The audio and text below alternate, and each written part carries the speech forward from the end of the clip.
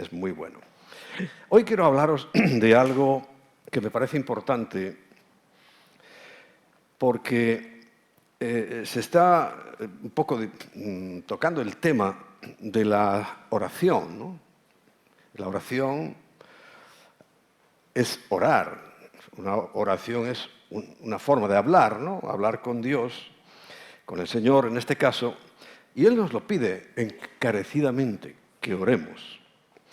Claro, enseguida muchos nos lanzamos a una retórica de oraciones que algunas son muy bonitas, ¿no? Y por eso las escriben y las tienen como recuerdo, pero no debe ser nunca como repetición, sino que tiene que ser algo natural, algo más espontáneo, algo que indique y refleje la relación que yo tengo con Dios, ¿no? Pero hay casos y cosas. Y hemos visto en la Biblia, hay como 10 o 11 versículos que Dios dice, no voy a oír, no oiré, no quiero escuchar eso. ¿Y esto qué me enseña? Que yo debo también tener cuidado. ¿Qué le voy a decir yo a Dios? ¿Qué le voy a pedir? ¿Cómo voy a tener esa relación con Él? Porque es muy fuerte que Él diga, no te voy a oír. Imagínate. Y por ejemplo, el rey, el primer rey, el rey recién estrenado de Israel, le dijo claramente, no te voy a oír. Por más que grites y patalees y llores ahora, después de lo que has hecho, dice, no te pienso oír. Bueno, yo pienso que nosotros no estamos tampoco en esa situación tan dramática, pero sí que tenemos que tener cuidado con las cosas que le decimos a Dios, ¿no? Porque hay una palabra, invocar, poner en nuestra boca, y es una responsabilidad porque la palabra invocar tiene una fuerza tan grande que dice que todo el que invocare mi nombre será salvo. Imagínate qué fuerza y qué poder tiene esa palabra, porque la palabra ciertamente tiene poder. Ahora, no a veces se está manipulando en algunos sitios ese poder, porque hay una ciencia paralela, no divina, no de parte de Dios, pero sí espiritual dentro del mundo espiritual de las tinieblas, que se llama metafísica. Tristemente, la metafísica y otros muchos errores, y además desde toda la vida, porque si estamos leyendo la Biblia, el libro más nuevito tiene casi 2000 años, el más nuevito, el más recién desempaquetado de la Biblia. Quiere decir que ya hace 2000 años estábamos casi con los mismos problemas, enfrentando las mismas situaciones. Las cosas no han cambiado, se han multiplicado. Y hace unas semanas atrás les hablaba en Madrid de que el factor de multiplicación es muy importante, porque siempre ha habido maldad, pero el Señor avisa, cuando veáis que la maldad se multiplica, no que se va haciendo más grande o se va añadiendo, sumando, no, cuando veáis que se multiplica, o sea que si hoy había uno, mañana hay dos, y si había dos, hay cuatro, y si hay cuatro, hay 16 de repente, o sea, un factor de multiplicación exponencial. Dice, cuidado, y sobre todo tenéis que cuidar vuestro corazón porque se va a enfriar. Viendo tanta maldad, algunos llegan a decir, ¿dónde está su Dios? La semana esta que está terminando, bueno, está comenzando hoy, es el primer día. Hablamos en el devocional, nuestra parte del Salmo 115, y ahí la gente pregunta, ¿no? ¿Dónde está Dios? A ver, tanto que me hablas de Dios, pero todo lo que veo a mi alrededor es caos, desastre, cada vez peor. ¿Dónde está Dios? Y la respuesta es muy buena, ¿eh? Dice, en el cielo. ¿Dónde va a estar? Pero también está con nosotros, sí.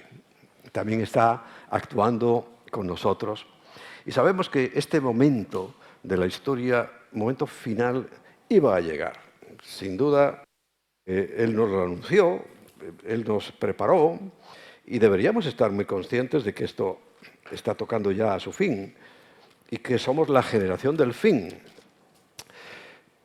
yo no sé si agradecérselo al Señor, yo creo que sí. Primero porque no tenemos más remedio, estamos aquí en esta época. Y segundo, imagínate que hubiéramos sido la generación primera, aquella que se comían los leones, aquellos que mataban por diversión ahí en el circo romano. Evidentemente tendrían la unción necesaria. Cuando digo unción, digo la capacidad sobrenatural necesaria para vivir aquello, porque eran valientes, valientes. Ahora, nosotros tenemos la unción y estoy seguro de que en el momento que llega la oportunidad o el momento de demostrarlo, tenemos la unción de los últimos tiempos, del final.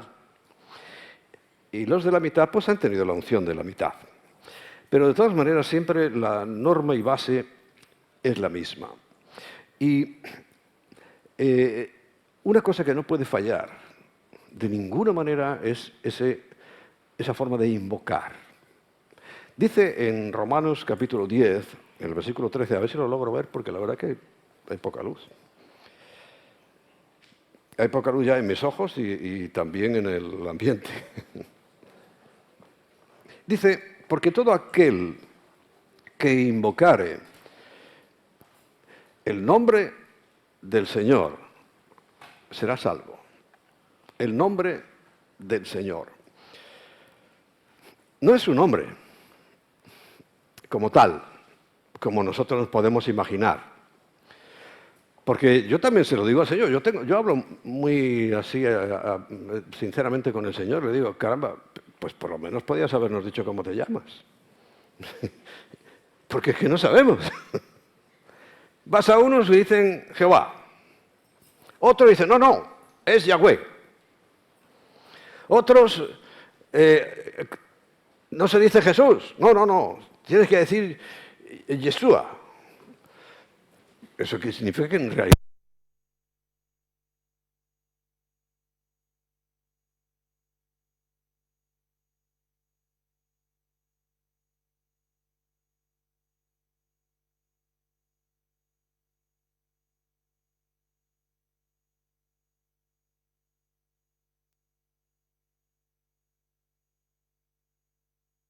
O lo rompió todo.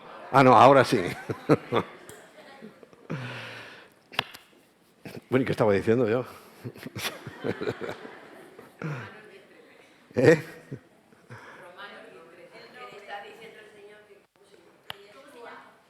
Ah, sí, bueno, es que hay un lío tan grande, o sea que no es, claro, algunos no entienden lo que en realidad significa, y fíjate que los que menos entienden son los que más se esfuerzan en judaizar y en estar ahí escarbando en el pasado, y para al final no enterarse de nada. Porque creen que si no dices el nombre como si fuera fulanito de tal, con precisión no pasa nada.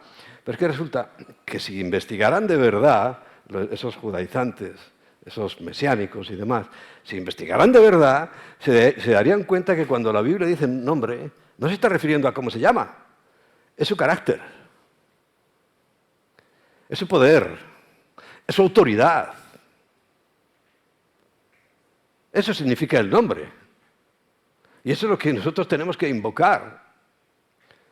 Entonces cambiarían y no estarían con la tontería encima insultándonos a los que no decimos exactamente Yeshua. Y tiene que ser como ellos lo...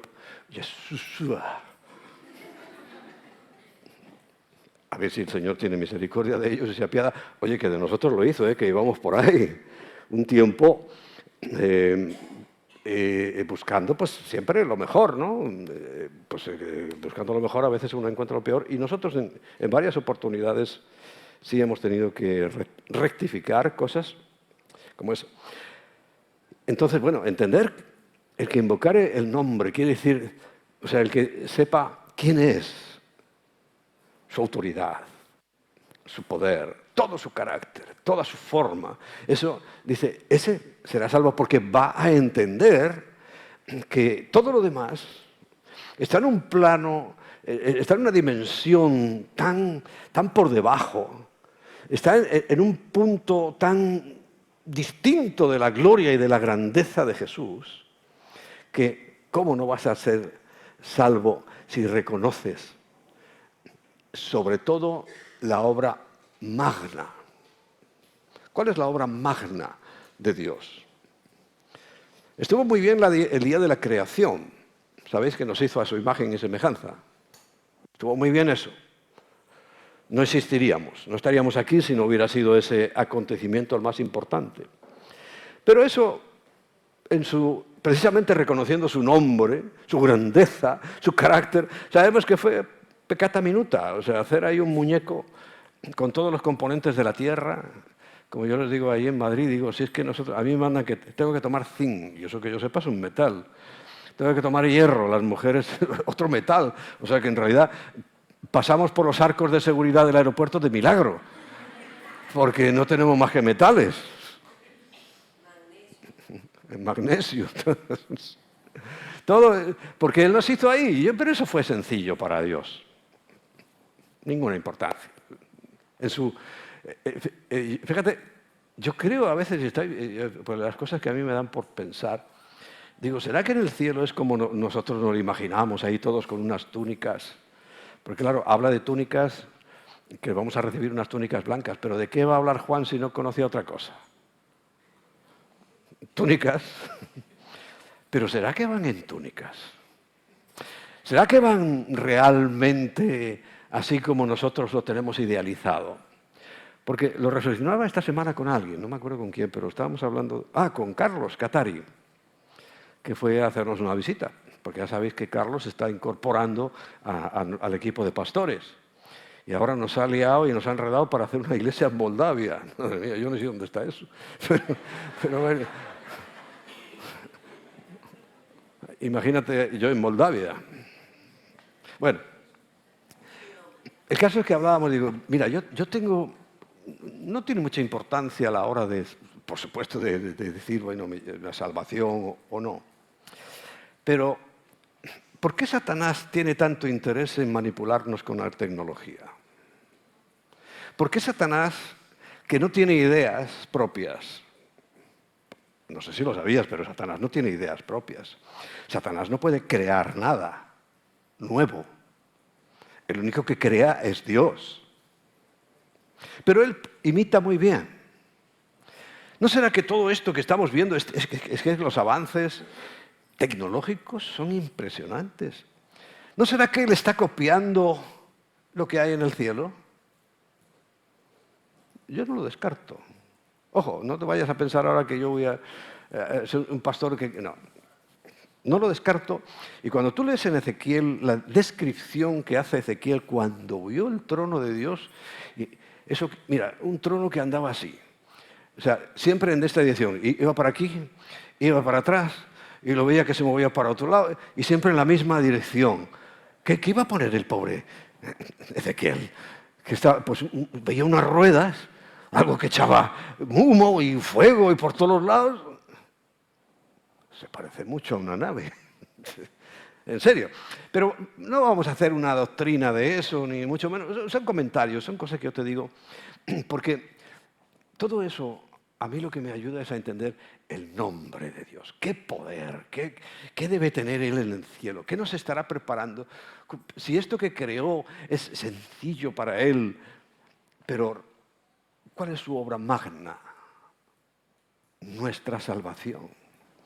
Entonces, creer en el nombre, para nosotros en salvación, en el plano de nuestra salvación, es creer que el Dios es todopoderoso, que Satanás apenas solo puede copiar algunas cosas, imitarle.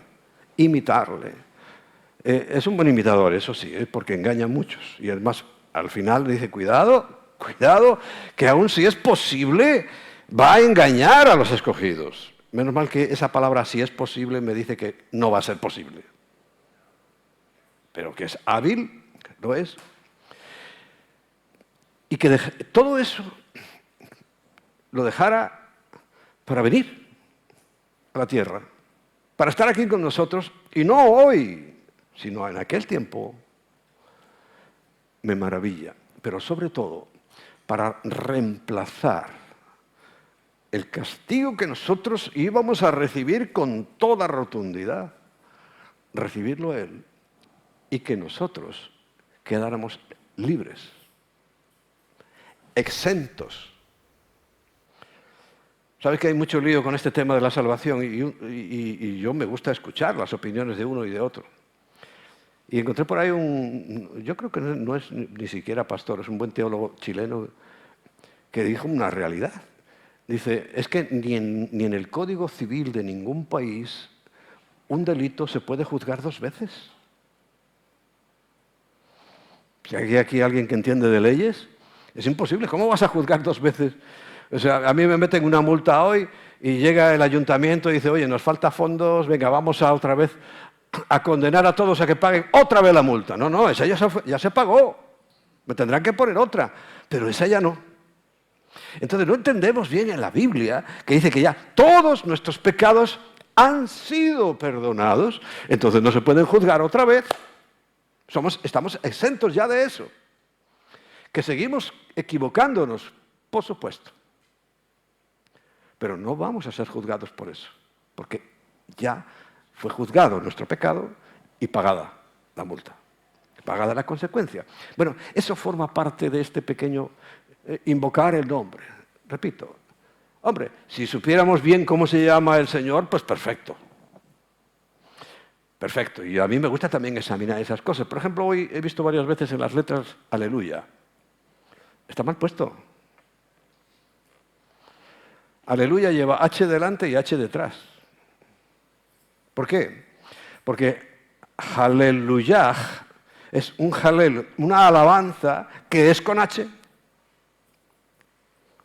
Ayah, que precisamente en el Salmo 115, el que compartimos esta semana 3 veces, en vez de decir Yahweh, dice Yah. Y-A-H, es una abreviatura del nombre de Dios. Y esa es la abreviatura. Alabad a Dios, al Señor, al Todopoderoso. Y termina en H. ¿Y mi enseñanza cuál es? Todo lo que no empiece con el Espíritu y termine con el Espíritu no sirve para nada. Porque la H en el nombre de Dios representa al Espíritu Santo. La primera letra es el Padre, la segunda, el Espíritu Santo. Y la tercera, que es una V, Cristo. La buena noticia es que la cuarta, porque son 4, ¿no?, que es otra H, ¿sabes quién es? La Iglesia. Tremendo. La Iglesia, que dice claramente que estamos para casarnos con Cristo. Bueno, todo eso hay que pensarlo y meterlo cuando dices, todo el que invocare mi nombre. Es todo eso. Entonces serás salvo. Porque entonces reconocerás tu total y absoluta impotencia. Que cualquier esfuerzo que hagas es infructuoso para salvarte. Y darás toda la gloria a Él. Por eso serás salvo, no porque sepas con exactitud el nombre. Repito, me encantaría saberlo. Pero ahí no está diciendo eso. Ahí no está diciendo eso. Bueno.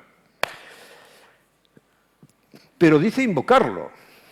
Y invocar sí que es ponerlo en la boca, es hablar. Hay unos casos en que Dios ha dicho, hay muchos más, pero te voy a traer aquí algunos de los que claramente Dios ha dicho, no te voy a escuchar. En Proverbios capítulo 1, versículos 28 y 29, dice el Señor, entonces me llamarán y no responderé. Oh, qué fuerte, ¿no? Si el Señor dice que le busquemos. Dice, me buscarán de mañana y no me hallarán. Pero claro, todo tiene una razón. Por cuanto aborrecieron la sabiduría. Esto que os acabo de hablar hace un momento es sabiduría. Aborrecieron la sabiduría. ¿Sabes? Si estudiaran de verdad las raíces hebreas, se darían cuenta que la palabra sabiduría es chokhmah, una palabra que en hebreo encaja, define al Espíritu Santo. O sea que, por cuanto aborrecieron al Espíritu Santo, la sabiduría, dice, y no escogieron el temor de Yahweh, que es el principio. Por donde comienza la sabiduría es saber quién es, como os he dicho. Por eso es muy importante investigar quién es el nombre, pero lo que significa de verdad. Entonces le temeremos porque es temible, pero al mismo tiempo bueno y misericordioso. Y por ahí empieza la sabiduría. Entonces, como rechazaron la sabiduría, que en principio por sí sola es un problema, pero es que en el contexto del Antiguo Testamento está hablando del Espíritu Santo. ¿Cómo te voy a oír? Solo si me llamas para que te salve. Pero de lo demás, dice, me llamarán y no responderé, me buscarán de mañana y no me hallarán, porque ellos han perdido la esencia del Espíritu Santo. Fíjate en el capítulo 11 de Romanos, que vimos antes, en el versículo 8, ahora está para aquí la luz, dice, como está escrito, Dios les dio espíritu de estupor. ¿Sabe lo que es el estupor? Ojos que no vean y oídos con que no oigan hasta el día de hoy. Esto estaba referido a Israel, a lo que nosotros llamamos comúnmente como judíos, pero no solo es para ellos. ¿Con cuánta gente hablamos que tiene espíritu de estupor? Que le hablas y dice algo tan claro y no se entera. Porque este espíritu, por alguna razón, llega. Y la razón siempre va a ser la misma. El pecado deliberado. El rechazo, dice, porque no buscaron al Espíritu Santo. ¿Quién vive en nosotros? Decimos, bueno, recibimos a Cristo, pero Cristo tiene un cuerpo físico. Al que recibimos es a su Espíritu. O sea, que rechazar la vida en el Espíritu, porque se nace del Espíritu, es rechazar a Dios. Entonces, ¿cómo pretendemos que Él nos escuche? ¿Cómo vamos a esperar que Él tenga algún trato con nosotros? De ninguna manera. Pero hay gente que por esa obstinación, y hay gentes y pueblos enteros. Yo no sé, en España si tenemos, yo creo que cayó espíritu de estupor por varias razones, dos muy importantes. Una, la expulsión de los judíos, que no eran ningunos santitos. O sea, aquí no estamos hablando de que fueran buenísimos y pobrecitos los expulsamos. No, seguramente había motivos. Detrás, de fondo, no fue gratuito. Pero Dios había dicho, al que te bendijere, yo bendeciré, pero al que te maldijere, yo también maldeciré. Y ¡pum!, la desgracia cayó sobre España.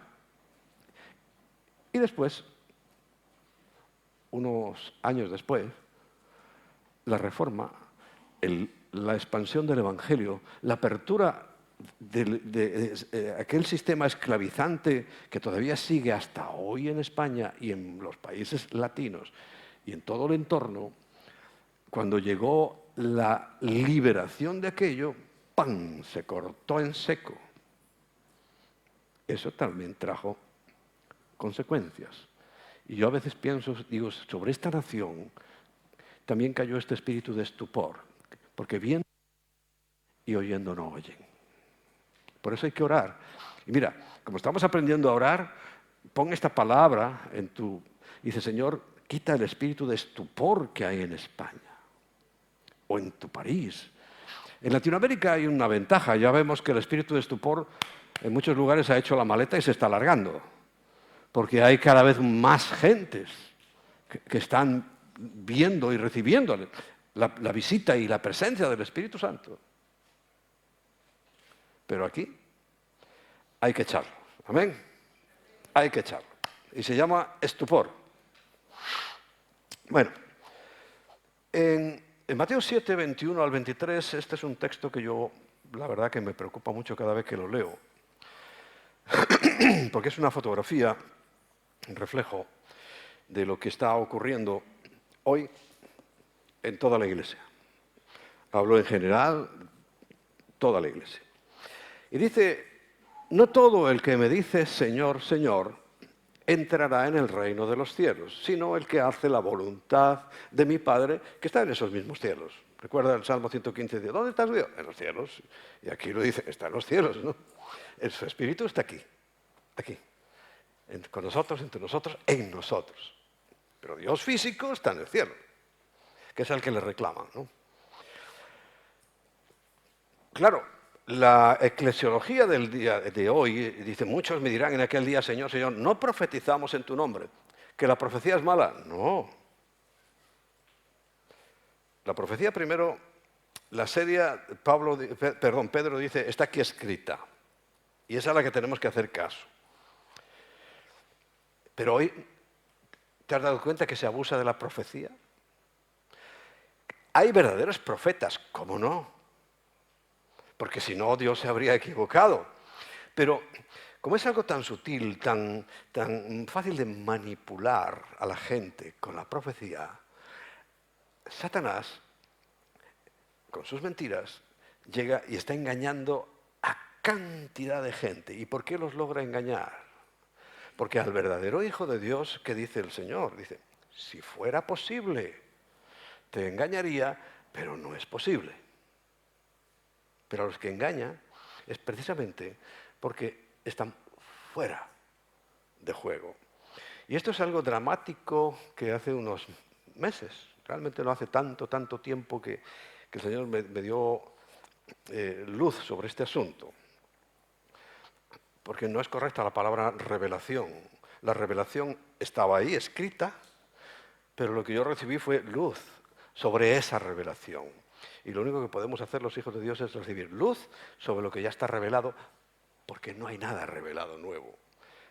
Entonces, el Señor me ha revelado. No. Otra vez estamos con el idioma y con las equivocaciones. No te revelan nada. A nadie le va a revelar nada que no esté en su palabra. Lo que te va es a iluminar para que entiendas lo que está revelado, lo que pone ahí. Y entendí que en los 3 primeros capítulos del libro del Apocalipsis habla exclusivamente de la iglesia.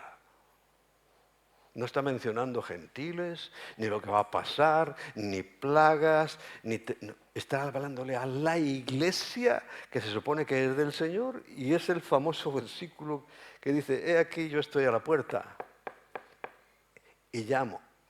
Si el Señor tiene que llamar en la iglesia para entrar, esta es la cruda realidad. Está fuera. Lo han dejado fuera con sus prácticas. Señor, no profetizamos en tu nombre, pero si estás profetizando mentiras. Y en tu nombre no echamos fuera demonios. ¿Qué demonios? Y en tu nombre hicimos muchos milagros. A ver, los milagros no convierten a nadie. Cuando Moisés tira la vara y se convierte en una serpiente, ¿qué hicieron los magos? 400. Tiraron las varas y ocurrió lo mismo. El poder de Dios se manifestó en que la serpiente que se hizo de la vara de Aarón se comió a todas las demás. Pero hicieron lo mismo. Y hoy la gente está impresionada con los milagros, pero los milagros no convierten a nadie. El que convierte es el aceptar, el conocer la obra de Cristo y punto. Y en tu vida a lo mejor no ha ocurrido ni un milagro ni va a ocurrir. No importa. El que tiene al Hijo, tiene la vida. Punto. No dice el que ha visto muchos milagros y que yo estaba sentado en una silla de ruedas y ahora me levanté, que es maravilloso y Dios lo hace. Pero eso no está simbolizando. Si tú luego no crees en la obra de Cristo, es exactamente entrar en esta categoría. Pero Señor, si es que hicimos muchos milagros, y entonces les declararé. No les dirá. La palabra examínala. No dirá simplemente, no, declarará. Eso que tanto le gusta ahora a los apostolatos. Declaro, decreto. Pobrecitos. El Señor sí está diciendo, declaro, nunca os conocí. Nunca. Apartaos de mí, hacedores de maldad, que significa de cosas mal hechas. Otra profundidad que tenían que entrar en el estudio de las raíces. Cuando en el hebreo se dice bien o mal, no está diciendo que sea algo intrínsecamente malo. O sea, esto no quiere decir que tú vas a una iglesia de estas que gritan y hacen todas estas cosas y sean gente perversa. No, porque el concepto de maldad hebreo, en el que está hablando el Señor, porque sabes que el Señor, hasta que no murió, no pudo entrar el Nuevo Testamento. Quiere decir que los evangelios son del Antiguo Testamento. No había muerto el testador. No había muerto Cristo. ¿Me explico? Porque el Nuevo Testamento comienza con la última parte del Antiguo, que es los evangelios. Pero hasta que Cristo no muere, no puede haber testamento. ¿O sí? Muy fuerte, o sea, muy sutil el asunto. Bueno, quiere decir que muchas de las cosas que estamos con los evangelios, a ver, el Señor le estaba hablando en aquel tiempo y para aquel tiempo y aquellos personas que eran judíos y que ellos entendían muy bien el lenguaje. Y eso es lo que yo me he esforzado, entender qué es lo que les quería decir a los hebreos, porque muchas cosas no estaban dichas para nosotros. O si lo estaban, que pasarlas por este tamiz, por este filtro.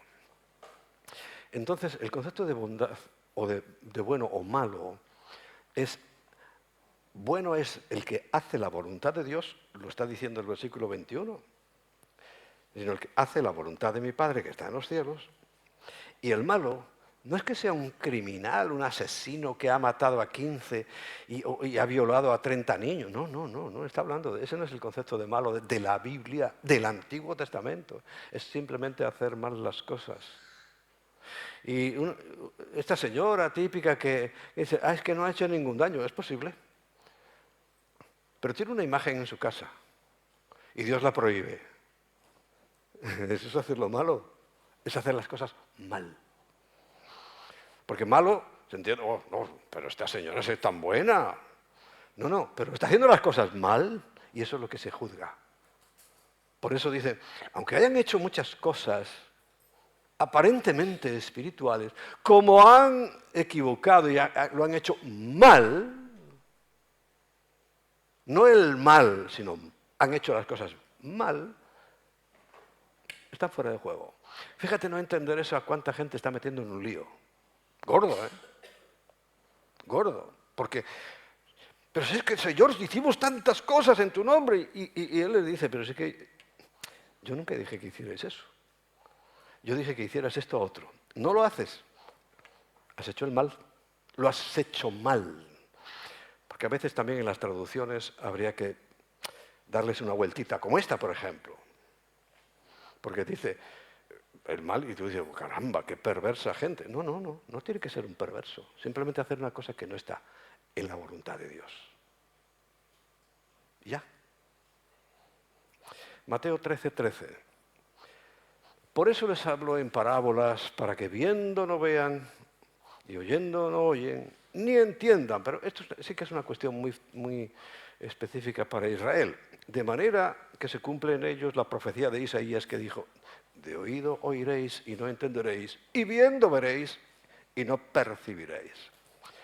Porque este pueblo, y estamos hablando de cuando Dios no oye, este pueblo se ha engrosado, engordado, se ha vuelto religioso. Y con los oídos oyen pesadamente y han cerrado sus ojos para que no vean con los ojos ni oigan con los oídos y el corazón entienda y se conviertan y yo los sane. Un ejemplo. ¿Qué era más importante para Saúl? Que ya lo hemos mencionado antes. No era un hombre perverso, pero sin embargo hizo el mal o lo hizo mal. Y por eso lo sacaron del oficio de rey, ¿no? Pensó que era más importante la parafernalia religiosa, en, oye, vamos a hacer una adoración a Dios, fíjate qué becerros tan buenos tiene esta gente, y qué ovejas tan gorditas, Y dice, oye, no los vamos a matar como Dios le había dicho que los matara. ¡A todos! ¡A todos! Pero interpretó. Es la religión contra la verdad de Dios. ¿Qué problema se echó encima a él por no obedecer? Porque lo importante es obedecer. Si seguramente las vaquitas eran de primera y las ovejitas, vamos, de lo mejor y más selecto, pero es que Dios le había dicho, mátalas a todas, no para mí, sino extermínalas. ¿Ves la diferencia? Porque un hombre que su idea era, su pensamiento era agradar a Dios, cuando viene Samuel y dice, hombre, es que estaba esperándote porque mira, vamos a hacer ahora aquí unas ofrendas. Y es cuando Dios le dice, ¿recuerdas en el versículo 15, 1 Samuel 2:15 creo? Dice, pero ¿tú crees que a mí me importan los sacrificios? ¿Tú crees que a mí me impresionan los sacrificios? Le dice Dios. A mí lo que me importa es que me obedezcas. Porque todo religioso y los mayores representantes de la religiosidad era el pueblo judío, creen que lo importante era el sacrificio. ¿Cómo lo hacían? Con el cuchillo bien afilado y en esta posición y la sangre tiene... Pero eso no le importa a Dios nada. Es la obediencia. Y es donde fracasamos. Primera de Samuel 15:22, ¿no? Dice, es importante para Dios. Dice, aunque me eches ahí, como estaban las rieras hoy, que cuando vinimos estaban ahí alborotadas, aunque sea un río de sangre. Y dice, pero tú crees que a mí me gusta ver la sangre. Si lo que tienes que entender es que esa sangre es derramada por una causa, no por la cantidad ni por la calidad. Eso es lo que es hacerlo malo. Hacerlo mal.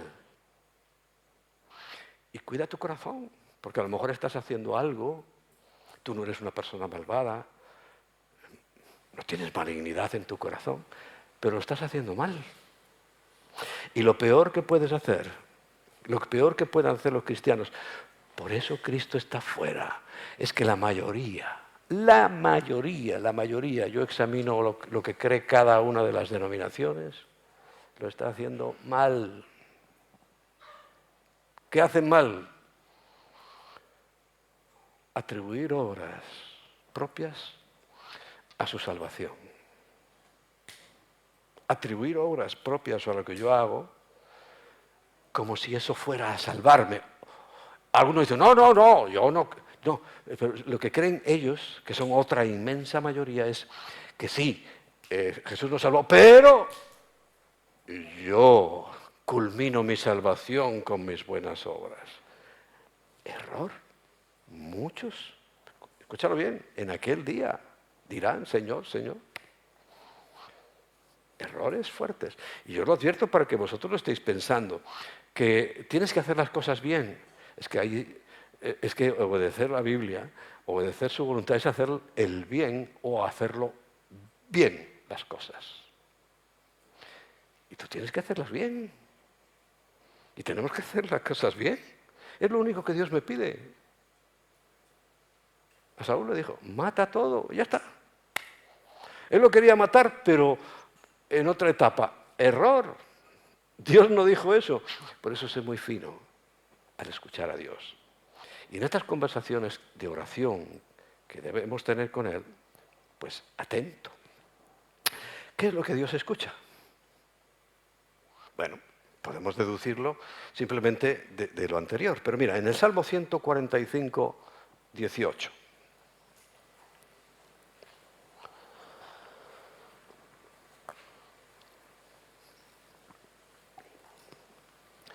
Cercano está Yahweh a los que le invocan. A todos los que le invocan de veras, de verdad. Dios no es un juego y algunos lo toman como un juego. Pero cuando tú buscas sinceramente y de verdad a Dios, dice, ay, está cercano y te está escuchando. A ver qué dices. Porque si cuando invocas su nombre estás pensando que se llama Yohoshua, eso no es lo que quiero oír. Quiero oír, Señor, tu poder se humilló. ¿Sabes que yo me convertí de verdad? O sea, el remate final fue Filipenses, y especialmente el capítulo 2. Cuando yo entendí eso, vi como un chispazo de la gloria de Dios en el cielo, Él viniendo a humillarse aquí a la tierra. Y yo, uf, no es que me convirtiera en esos momentos, pero era el llamado. Cuando Dios nos estaba llamando a lo que hoy estamos, al servicio, yo entendí aquello. Y yo, caramba, caramba, caramba, es verdad. Porque claro, yo tenía mis dudas, como tenía mi pequeño patrimonio, que es un pisito, un coche, no sé qué, unos ahorros. Pensaba, bueno, a ver, como si eso fuera importante. Y el Señor ahí me mostró, dijo, no, y entendí, digo, uy, perdóname, perdóname, Señor. Y, y fíjate, yo no estaba haciendo ninguna maldad, pero lo estaba haciendo mal. Porque Él me estaba llamando y yo no escuchaba. Es hacerlo mal. Por supuesto que un criminal que mata un Hitler, por ejemplo, también es malo. Porque por supuesto empieza por no hacer lo que Dios le dice. Pero además lo remata y lo culmina con obras perversas. Pero recuerda que cuando está hablando de bien y de mal es respecto a la palabra, respecto a lo que Dios ha dicho. Cuida de hacer el bien. ¿Cuántas veces se lo dice a Israel? En Deuteronomio 8, 28, en todos los... Cuídate de hacer lo que yo te mando, porque es lo único que te pido.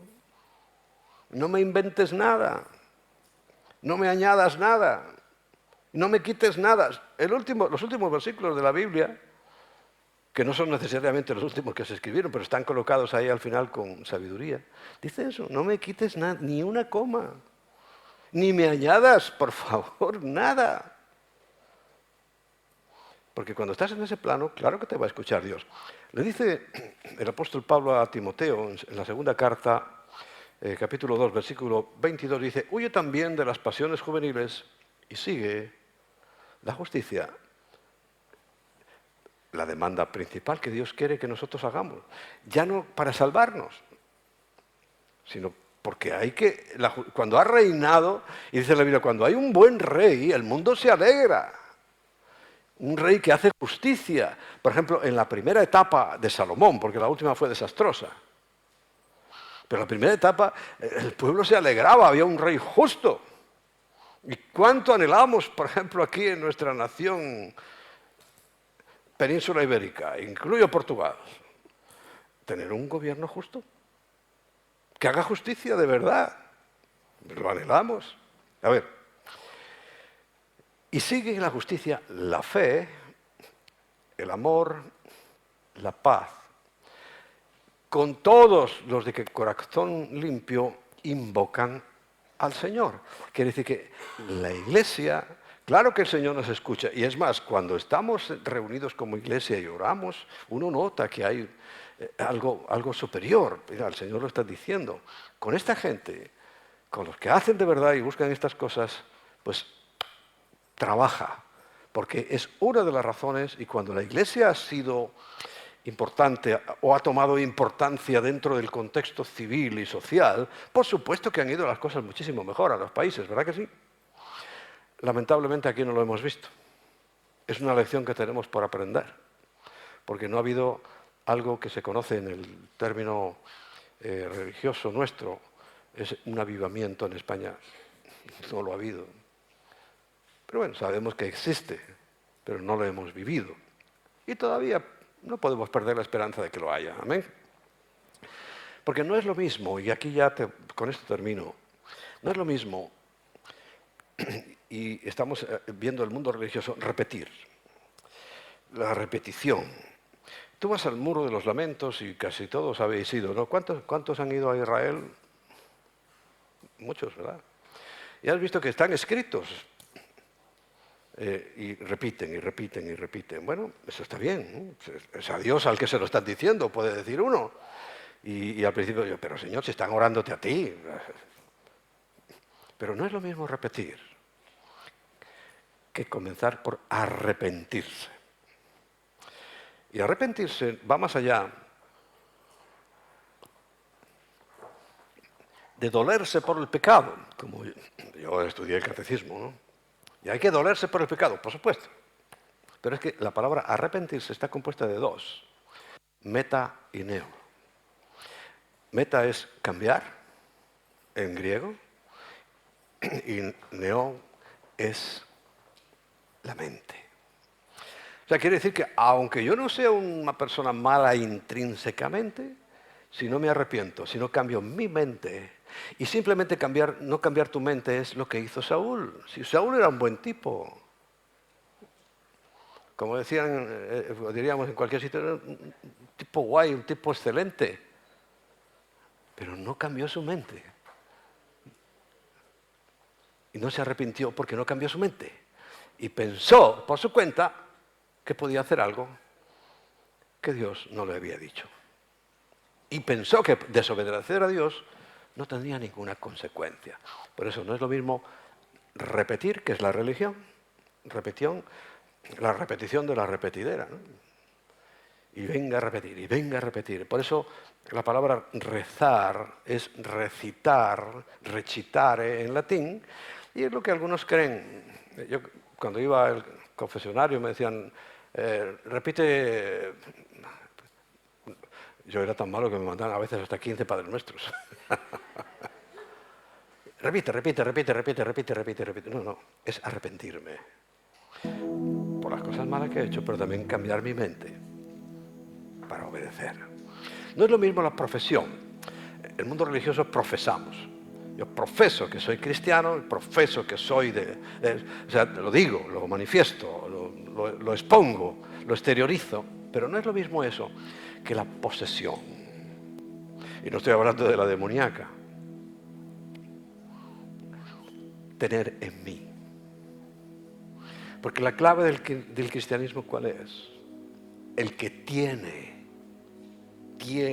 al Hijo, tiene la vida. O sea, que no te preocupes mucho de andar diciendo yo soy cristiano, sino regocíjate de lo que tienes, de lo que te posee. Y somos posesión del Señor porque Él nos compró. Pagó un precio. O sea, no es lo mismo profesar que ser posesión de Cristo. Y fíjate, aunque la Biblia dice que hay que pedir, no es lo mismo pedir que recibir. Y tú sabes que nuestra clave, la clave de los hijos de Dios es que recibimos. Es lo que hemos recibido y que es posesión nuestra, por tanto. Y cuando el Señor hacía milagros, ¿por qué unos sí y otros no? Porque había uno que simplemente lo pedían, pero otros lo recibían. Dice, recibe. Recibe. Y no es lo mismo pedir. Hay mucha gente que pide, y pide, y pide. Pero el Señor dice, no recibís porque pedís mal. ¿Dónde está el mal pedir? Ahí habla de gastar y de un derroche, etcétera, etcétera. Pero es no recibir. Yo sí puedo orar por mi sanidad, pero no entiendo que es que yo tengo que recibir mi sanidad. Porque cuando hablamos de sanidad, hace 2000 años fue hecha ya tu sanidad, esa rodilla que te duele, lo que tú tengas ahí. ¿Qué es lo que tienes que hacer con algo que fue hecho hace 2000 años? Recibirlo. Entonces estamos esperando a veces una manifestación externa, extraña, y no, simplemente tienes que recibir. Esto es mío, esto es para mí. Y las personas que reciben son las que realmente experimentan el cambio. No solo la piden, sino que se lo apropian. Y por supuesto no es lo mismo hacer una justicia propia. Es importante y el Señor nos pide hacer justicia. Pero la justicia que tenemos que hacer es la de Jesús. No voy a extender más hasta ahí. Quiero que en base a esto, ya que se está hablando de la religión y de la oración y demás, tengamos muy en cuenta todas estas cosas y que tu mentalidad realmente se produzca un arrepentimiento, un cambio. Un cambio. Es lo que se espera de nosotros. Tiempos difíciles, recuerda, el Señor nos dijo, y vendrán tiempos peligrosos, más que difíciles, llamó peligrosos. Estos son los tiempos peligrosos. Hay peligros de adentro, peligros de afuera, peligros de los dirigentes, peligros de todas partes. Hoy, sobre todo Barcelona, es una ciudad peligrosa. Estuvimos ahí un poco y no pasó nada, pero yo leo y veo las noticias, ¿no? Se ha vuelto peligrosa. ¿Por qué? Porque abunda la violencia y abundan todos los aspectos. ¿Por qué? Porque nos hemos llenado de errores, de mentiras. Abunda la mentira. Abunda. Y cada uno de nosotros tenemos que ser ese luminar y saber que cuando el Señor nos va a dar, nos lo va a dar sin reproches, pero con fe. Y la fe es cuando recibes, no solo cuando pides. Y la fe es cuando te arrepientes. La fe es cuando haces justicia de Jesús, porque recuerda, la palabra cristiano significa pequeño Cristo. O sea, una figura de Cristo caminando por la tierra.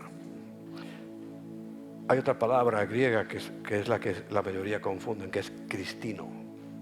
El cristino sí es el seguidor de Cristo, que va, seguidor en cuanto que, bueno, sí, le suena el nombre, le gusta, pero no refleja la vida de Cristo, porque no ha recibido a Cristo.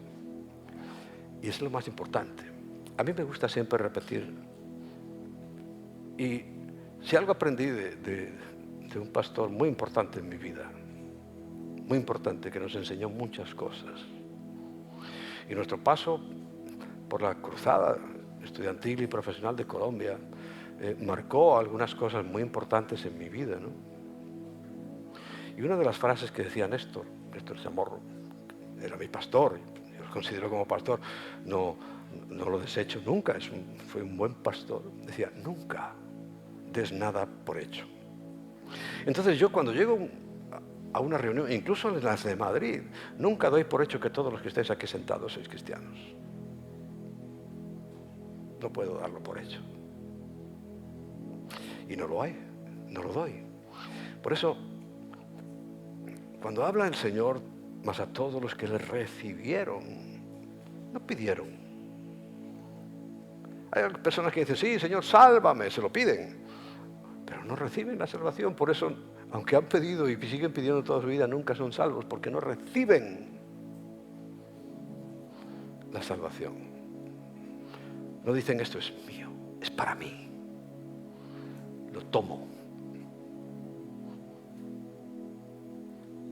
Siempre estamos, y nos cuesta mucho la religión, quitarla de nuestra cabeza esperando algo de afuera, cuando es algo de adentro, de nuestra intimidad.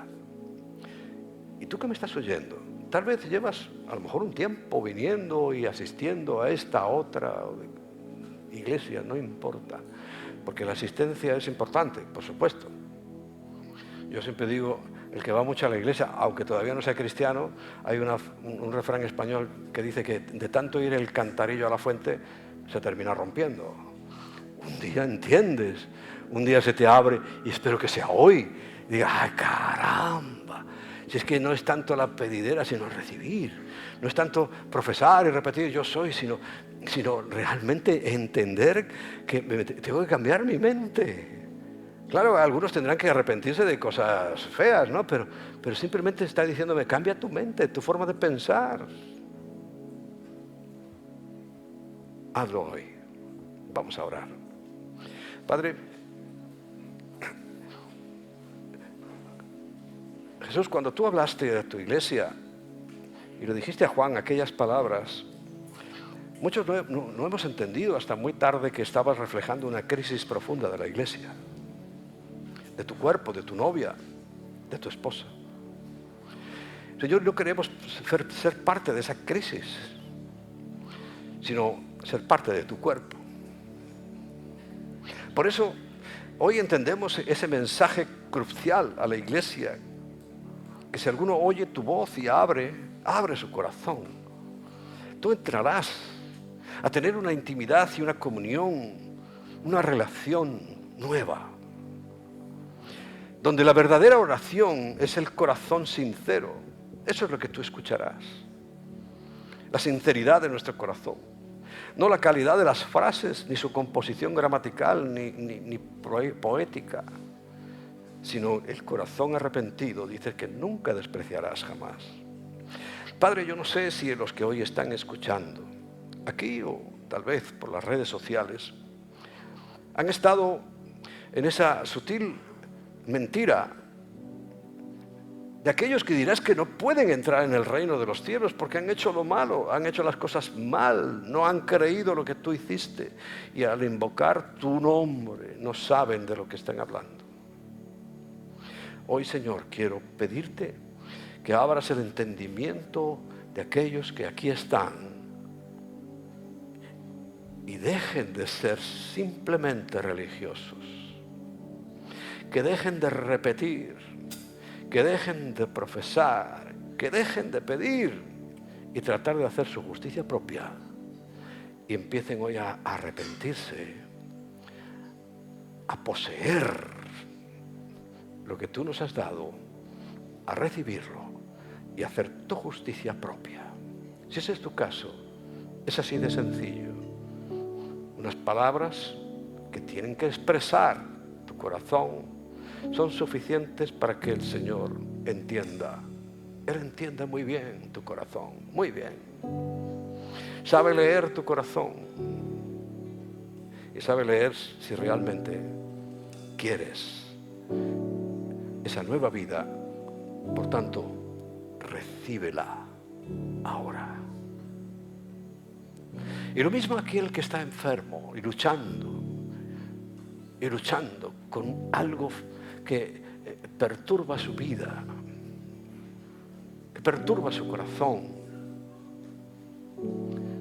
Hoy recibe el milagro que hizo Cristo hace 2000 años en la cruz. Cuando el profeta Isaías dice, por sus llagas fuiste sanado, dile, Señor, hoy recibo esa palabra. Me apropio de esa palabra, era para mí, era para este día, era para este tiempo, para esta hora exacta. Pero dile, muchas veces te he pedido sanidad y estoy esperando algo externo, sin darme cuenta que está en mí. Dile, hoy la recibo, hoy me apropio de ella, hoy la hago mía porque era para mí. Porque es para mí y para mis hijos y para los hijos de mis hijos. Amén. Dios te bendiga, y vamos a terminar invocando, que también es poniendo su nombre en nuestra boca para adorarle, para reconocer su grandeza y sus maravillas.